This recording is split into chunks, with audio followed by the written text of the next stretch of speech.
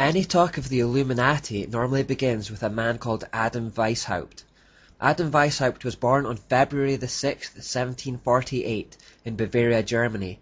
At the age of 7 he enrolled in a Jesuit school, and the occult ideas that were taught to him from that young age stuck with him for the rest of his life, helping to form his worldview and ideologies.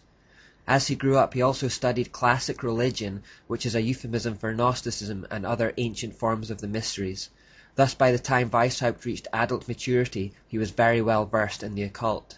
When Pope Clement XIV abolished the Jesuits in 1773, Weishaupt went on to become a professor of Catholic canon law, a post that only Jesuits had ever held up until that point, and within a few years he had joined the secret society of Freemasonry. Now, when Adam Weishaupt joined Freemasonry in the 1770s, it had already long been a fully occult society, but it was organized into the telltale pyramid-shaped knowledge hierarchy. The masses or muggles at the lower end of the society were completely ignorant of the true nature and meaning behind their doctrines and rituals. It was only as they rose through the degrees of esoteric knowledge and moved closer to the all-seeing eye of Lucifer at the top that the truth, or so-called light of Freemasonry as they see it, began to illuminate their minds. I use the past tense, but it's the same today. In the Scottish Rite version of Freemasonry, which is the most widely known and practiced, there are a minimum of 33 degrees to ascend through in the hierarchy, with still more elite Illuminati degrees, such as the Shriners above that. Those in the lower degrees simply have no clue that they are part of an organization that ultimately worships Baal, Asherah, and Lucifer. Even those relatively high up are misdirected, and even Christians have been ensnared in the organization, believing it is compatible or even complementary to their faith. Weishaupt, however, was no such muggle. With his Jesuit background and knowledge of the mysteries through his studies of classical religion and Greek philosophy, he was well aware of the origin of the doctrines and rituals of speculative Masonry. Therefore, on May the 1st, 1776, just 3 years after the Jesuits were formally shut down, he attempted to form his own elite secret society within a secret society. He would base it on the exact same principles and techniques of the Jesuit order. He would try, and largely fail, to recruit ex-Jesuits as initiates, and would call this order the Order of Perfectibilists. In time, they became more famously known as Ordo Illuminati Bavarensis, or the Illuminati for short. The Illuminati means the Enlightened Ones. These were to be an elite group made up of only those at the top of the Freemasons' pyramid. They prided themselves on their intellectual superiority and depth of insight over the average man, whether Freemason or not. Incidentally, Weishaupt's name literally translates as the man to lead those who know. The word Adam means man, the word Weiss means to know, and Haupt means leader. The Illuminati were basically the Jesuits reincarnated under a deist or secular guise. When Weishaupt approached ex-Jesuits to join the order, he baited them with the promise that they would recover the influence which they had formerly possessed. He imbued the Illuminati with the exact same ideas that had pervaded the Jesuit order, those characteristics we associate with Jezebel or Asherah. Like the Jesuits, the aim of the Illuminati was nothing less than complete power and control. Most worryingly of all, they retained the core mantra that would justify any number of atrocities, that the end justifies the means. The end, in the case of the Illuminati, was the complete destruction of all Christianity, the overturn of all monarchies, and the creation of a new world order.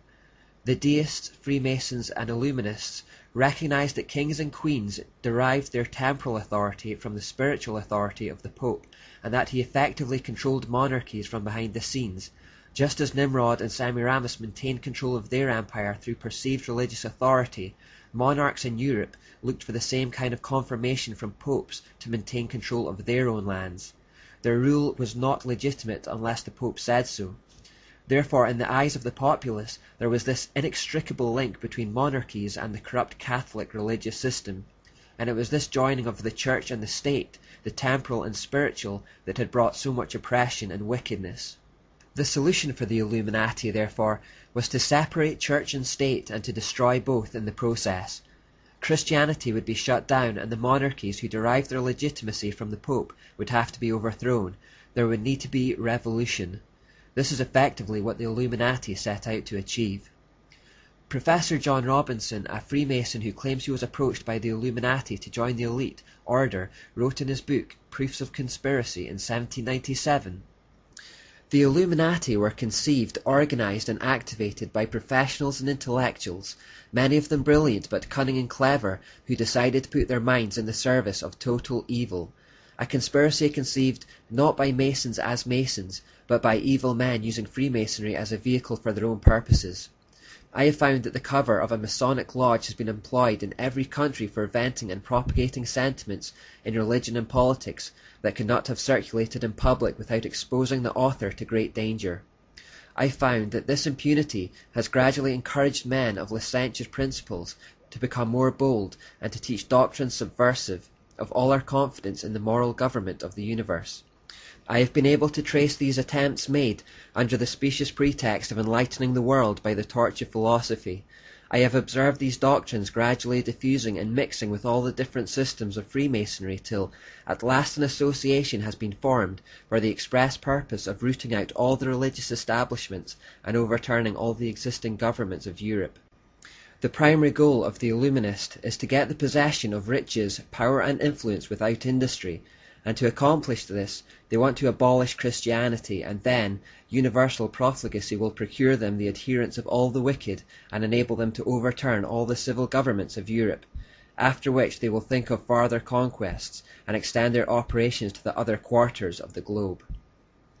Just a quick interjection to point out the important statement made that abolishing Christianity would lead to universal profligacy.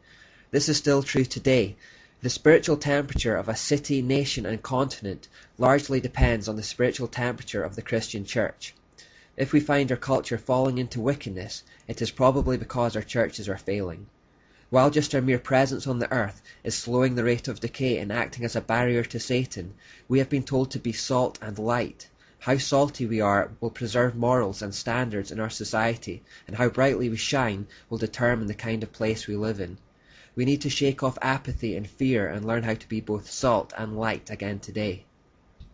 John Robinson then goes further, explaining, "An association has been formed for the express purposes of rooting out all the religious establishments and overturning all existing governments. The leaders would rule the world with uncontrollable power, while all the rest would be employed as tools of the ambition of their unknown superiors." Robinson is describing an occult hierarchy here, a few elite, illuminated ones ruling over a mass of muggles, except this time it's on a global scale. Weishaupt was well aware that Freemasonry was the perfect vehicle for the Illuminati, simply because of its secrecy. He says, "The great strength of our order lies in its concealment. Let it never appear in any place in its own name, but always concealed by another name and another occupation. None is fitter than the lower degrees of Freemasonry. The public is accustomed to it, expects little from it, and therefore takes little notice of it. Next to this, the form of a learned or literary society is best suited to our purpose, and had Freemasonry not existed, this cover would have been employed." Freemasonry was chosen because the public already knew about it and thought it harmless.